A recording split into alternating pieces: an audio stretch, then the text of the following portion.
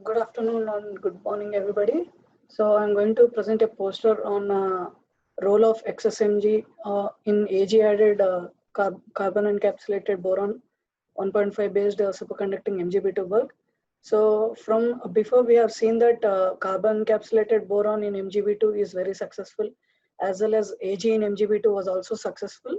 So however, when Professor Niriala, when he tried to merge these two, we couldn't see the uh, uh, a superior increase in JC, and we have seen slight drop in JC. So we didn't know why this happened, because both individually have shown their effect in improving JC, but when mixed together, didn't show this performance. So we thought maybe this may be because of the new AGMG that phases that are forming in the MgB2 bulk, which is resulting in lack of Mgs to boron in stoichiometric ratio, and thereby leading to reduction in performance.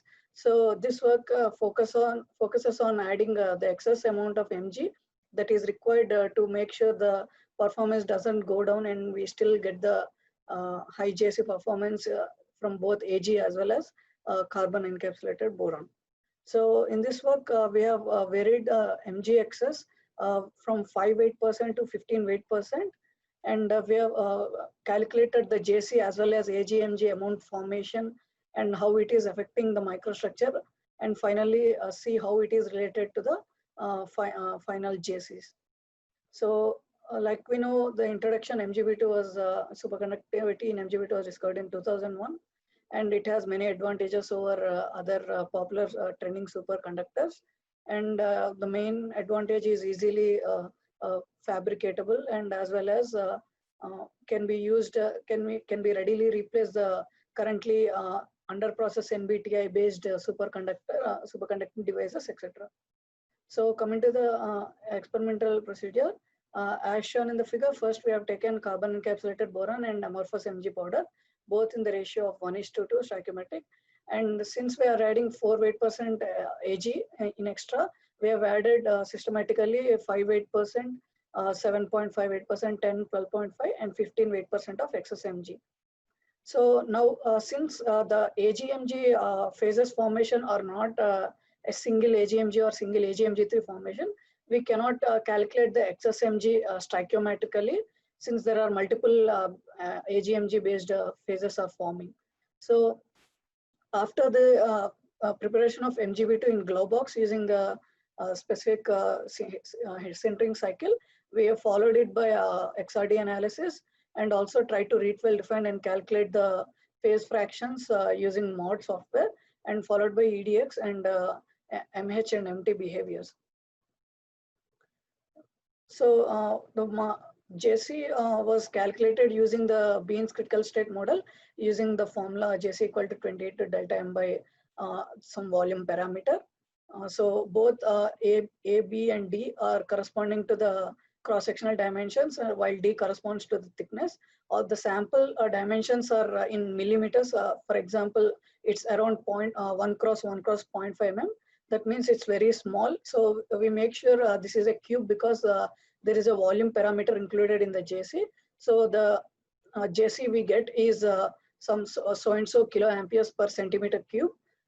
So hence having a perfect cuboid shape is very important for estimating the JC. So coming to the XRD diffraction, as you can see, x equal to 1.15 means 15% excess Mg, while 1.05 means 5% excess Mg. So when you compare the XRDs, there is a diamond shaped peak label on the peak, which corresponds to AgMg phase. It can be either AgMg3 or AgMg or Ag3Mg. We haven't differentiated it, but all the phases that are belongs to Ag and Mg phases are marked with a diamond shape. And at around 63 degrees, you can see the a dot which is indicating the MgO phase, which is unavoidable, like I've mentioned earlier in previous presentations. So when you see the AgMg phase formation, in the initial 5% excess Mg, you can see slight peaks of AgMg, and as the percentage increases, up to 7.5 XSMG, you can see large peaks of AGMG, while after that there is no or very little AGMG formation. So you can see new peaks coming up, which probably belong to other AGMG phases.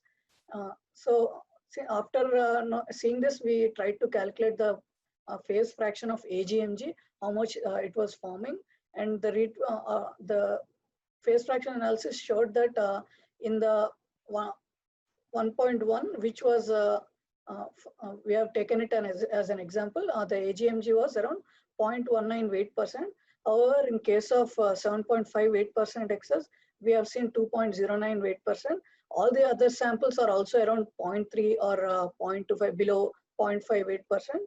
So, so we confirmed that 7.5 weight% excess mg is helping in giving the highest AGMG phase. And now our task is to see that yes, there is a lot of AGMG phase formation. Is it really helping us to improve the JC of the material?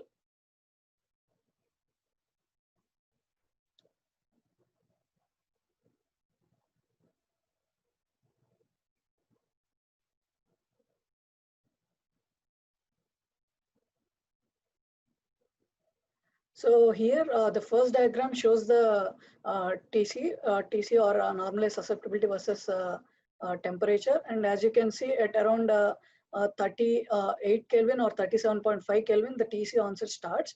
And in the inset figure, you can see, although it may seem slightly larger delta TC, but the axis corresponds to is only the interval of 0.5 or 1 Kelvin. So in this table, we can clearly see the TC onset is for all the samples almost 37.5, it is not varying much with the weight percentage of AG or AGMG phase formation. This is because of the carbon encapsulated we have used. From prior studies, several studies proved that carbon substitution into the lattice can induce the lattice defects, which can result in reduction in TC onset. And when you see the delta TC, although TC onset didn't change much, the delta TC was increasing with increase in mg, excess mg. So we figured that this might be because of the excess MgO formation in the matrix. As from the XRD, we haven't seen any increase in AGMG phase for excess Mg. So there should be somewhere this Mg might be going. So we thought maybe this Mg was probably forming an MgO phase instead of forming the AgMg because of the competition between Ag as well as oxygen.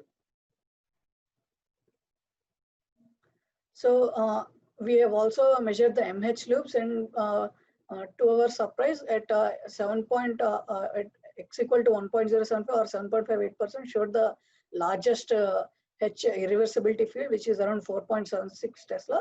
We have calculated it using the MH loops, and coming to the JC, we can see around 350 kiloamperes per centimeter square in the 7.5 excess Mg.